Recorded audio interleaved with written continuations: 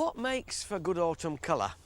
Well, I was having a conversation earlier this week with the curator of Western Burt Arboretum, and he reckons that plenty of rain in late summer and early autumn is a contributing factor. I reckon he's probably right this year. Not just this Acer cappadocicamorium, but also the Japanese maples. They seem to me to be almost as luminous as a teddy boy's socks. But colour comes from unexpected quarters as well. If you'd been hasty and cut down your herbaceous border and it had the obedient plant in it, Physostegia virginiana, just look what you'd have missed. As good an autumn colour as you get from a Japanese maple. But then, as the poet says, it is a season of mists and mellow fruitfulness.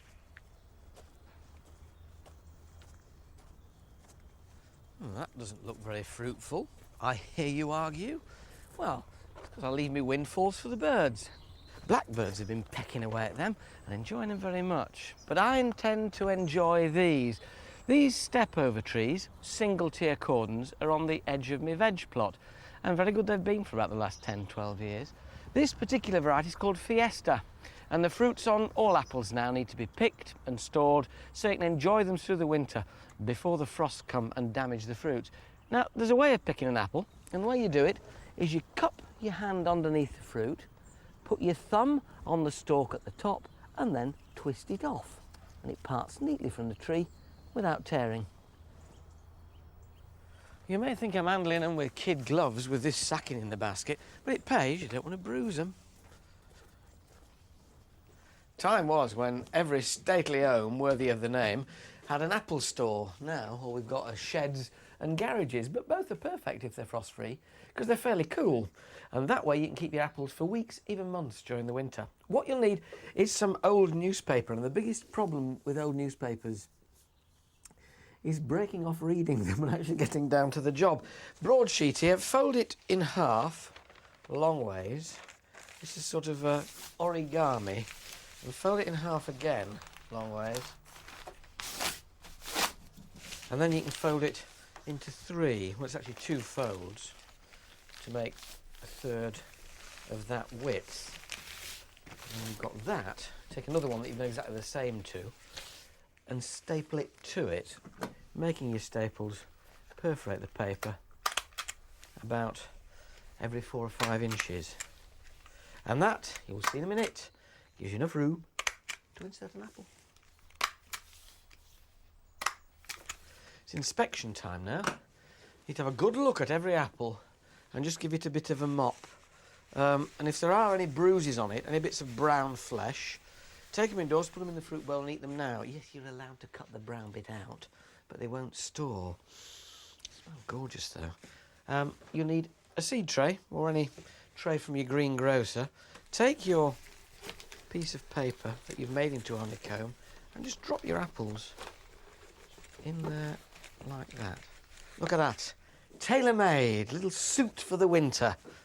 Check each one of them. This is nothing to worry about. This is capsid damage. Just a little corky scar where an insect's had a little peck and a poke at it. Doesn't matter, not unpleasant to eat. Get used to the odd blemish and the odd different size and really enjoy supreme flavour. And it's wonderful to see this week on the BBC Gardener of the Year competition a grower who loves his fruit and vegetables and raises them on his allotment. Now there are allotments and there are allotments. And here in the shadow of the magnificent Cave Hill in the suburbs of Belfast lies a plot with a difference. Paul Wilkinson tends this wonderful patchwork of decorative vegetable beds and seating areas every day. Linked together by a network of pathways, there are surprises round every corner.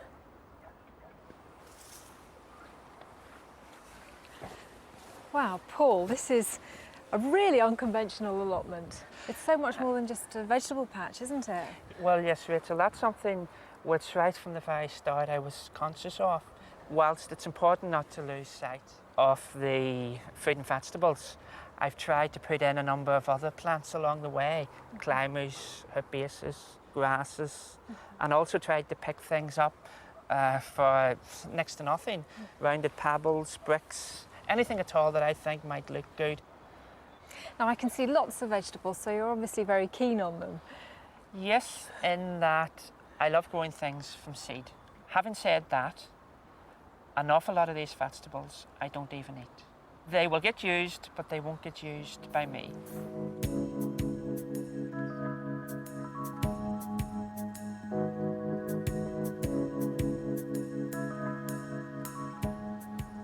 So this looks like the main vegetable area. How do you organise this part? And one of the things that I was very conscious of was to operate the raised bed system. I find for me that it works very well. I'm putting compost where the compost is needed. The soil warms up that a little bit earlier. And I also tend to grow less of any one vegetable, so it keeps everything tight and reasonably compact. Do you garden organically? Yes, totally organic. And I must admit, that's one of the things that I would be very proud of. In the 8 years that I've had the allotment, there has been nothing other than hard work and toil put into it. And I really love the way that you painted these borders. Well, yes, I think it just sort of lightens everything up and gives it a bit more fizz. This is lovely. It's just a herb wheel with various herbs thrown in. I don't use the herbs for cooking, which is an awful shame. Sort of ties in with the vegetables, really. What I do is I just come down here and relax.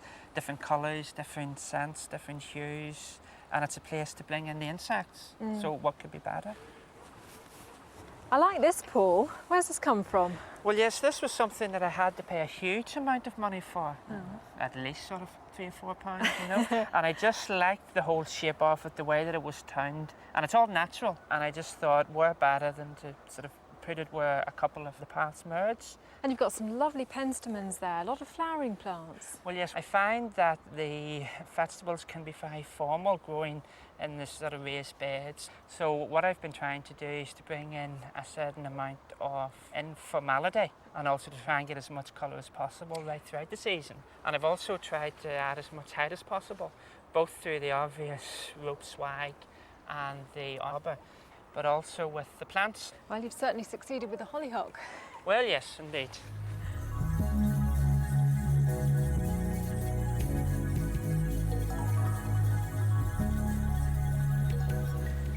So, Paul, where did you get this love of gardening? Well, I suppose really it came from a love of sort of, you know, nature and all things natural. And of course, embedded in that is my love of wildflowers. And I think probably this area really does sum that up. I've tried to keep it all to be native plants, and really it's a place where nature, I hope, looks after itself, and that in turn brings in all of the wildlife. It's trying to help nature out, but not to get in the way of nature. Time of year for buried treasure. Chris Beardshaw's been to the Sir Harold Hillier Gardens near Winchester to look at their fruits of the moment.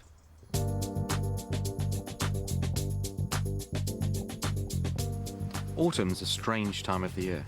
The short days and falling temperatures encourage gardeners to pack up shop. As you bustle around preparing the garden for the onslaught of winter, it's easy to forget that autumn's an exciting time in the garden and that the plants are providing you with some real gems, the fruits.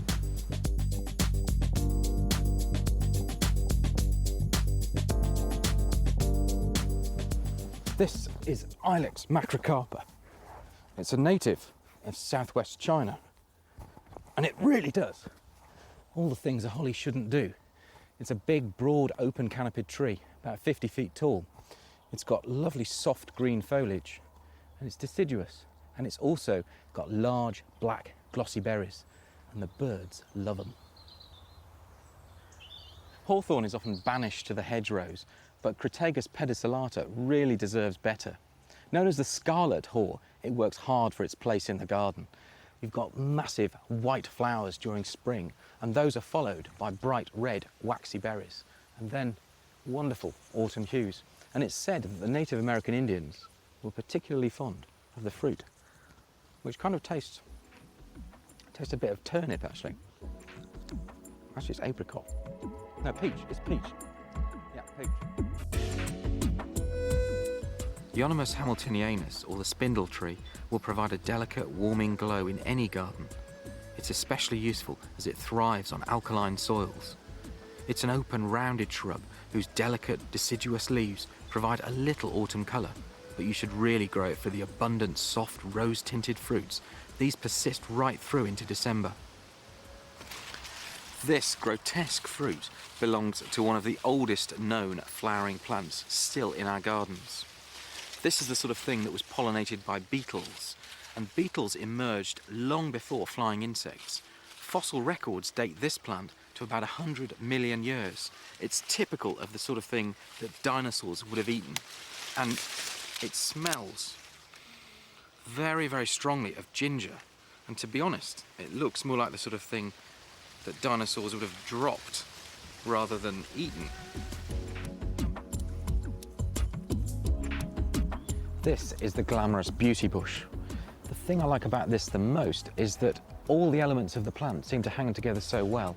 You've got wonderful purple flowers in summer, followed by these incredible pearlescent berries that are born right through the winter months. And then the foliage, well, just seems to complete the whole picture. It's a designer's dream. And don't be confused by what you read in the books. This plant will thrive on almost any soil. The birds won't eat the berries, and, well, it's definitely one for the shopping list.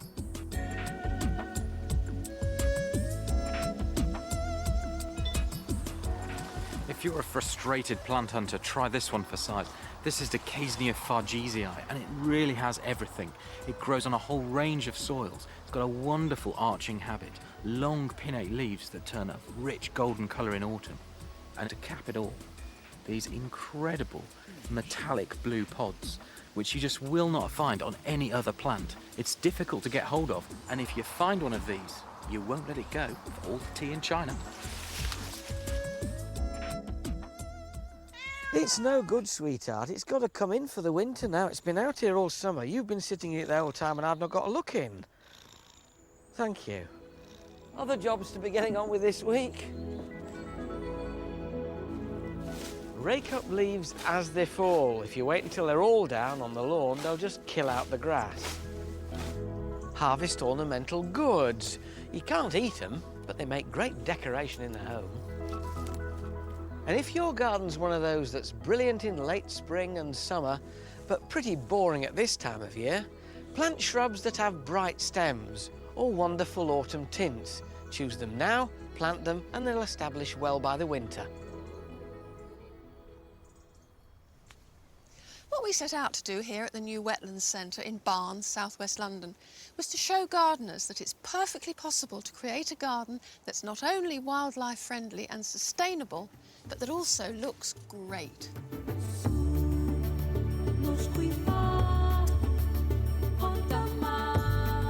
The third garden has been designed by Gabriella, Pape and Isabelle von Groeningen, who first met at Kew Gardens where they both trained. Since then, they've formed design team Land Art and are at the forefront of Britain's ecologically sustainable gardening movement.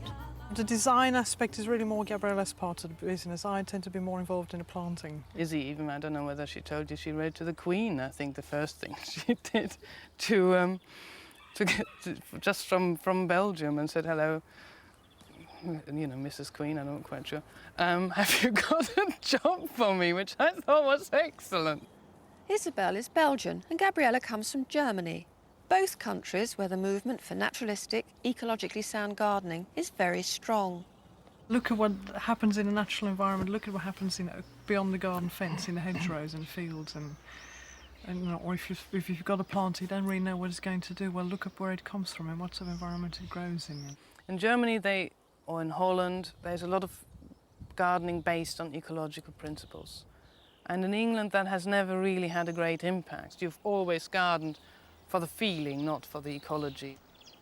The site actually slopes, and otherwise it's just one huge flat area which hasn't got water. So basically, this isn't a very funny site if you're trying to design. The basis of all our briefs was sustainability. Like all our designs, the strong point really got to be the planting. But to actually make the plant tell a story, you have to give it a purpose. So we designed this very strong ammonite, in which we then can create this sustainable garden, which was meant to be for blind people or partially blind people. Gabriella and Isabelle's own modern cottage garden, not far from Swindon, shows very clearly their planting philosophy in action.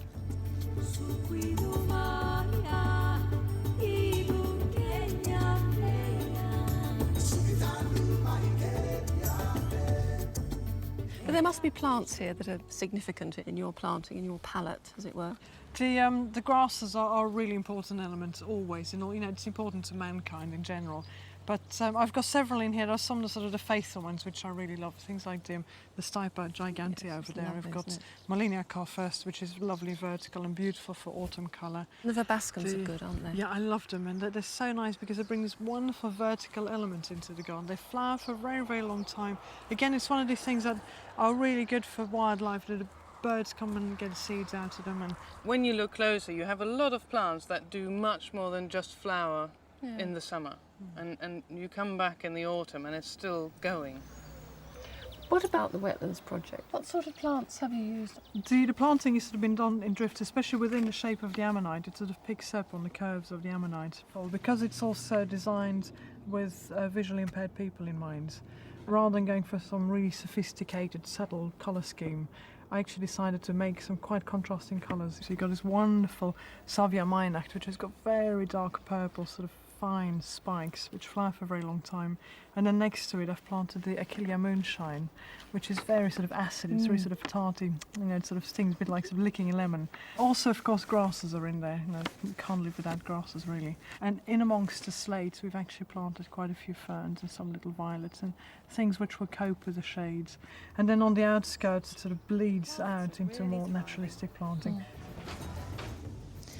One of the things that you set out to do in your garden was create something that partially sighted people could enjoy. How far do you think that's succeeded? I think fairly well on the whole. We've done it in two different ways. One is by choosing some pretty strong colours, exactly such as Rebecca Goldstrom, which is it's really sort of in your face. It's brilliant. It's wonderful. really sunny. And things like the Achillea moonshine as well, it's very sort of acid, sharp yellows. But also what we've done is to create colour contrasts, using light colours against dark, such as yellows against dark blues, so that people do still see these variations. A lot of people can still see a little bit, either the very strong colours or the light and dark shades, so that they still have something out of this garden. Yeah. What do you hope that visitors to the garden will take away with them? I think as long as people take just the one thing with them, then you've achieved something. It's really the things such as planting plants which are going to be attracting a lot of insects, which we've really tried to do here, because they in turn will sort of provide their fodder for the birds that live on the nature reserve here. Things such as the agastache here, you can sort of hear it zooming with all the bees. Bees. And the plants really are now at head height. You are actually in among them, aren't you? Yes, Eye level. I think it's wonderful. It's really how we were hoping it looks, that when you walk you're sort of becoming really like a flower head yourself. It's a sort of... Part of the Yeah, garden. that's right. Yeah. It's very rare that you get the opportunity to look at your garden sort of right at, level of the herbaceous border with the plants. Very nice. Yeah. I like it. I'm very pleased. Look very closely at these tiny plants they offer in your garden centre, because some of them are rogues in disguise. This is Zebrina pendula with its stripy leaves, and it grows like an absolute rampant weed. On no account, put it in a bottle. It will drink you out of house and home in no time. So will this, the spider plant, this chlorophytum. Don't use that either, but look carefully, and you can find much slower growing plants. Things like Selaginella with its green mossy foliage, Hypoistes, the polka dot plant, beautiful carmine dots all over it. You can try ivy if you want. You can also try these little palms, and they can be moved out when they do outgrow their welcome.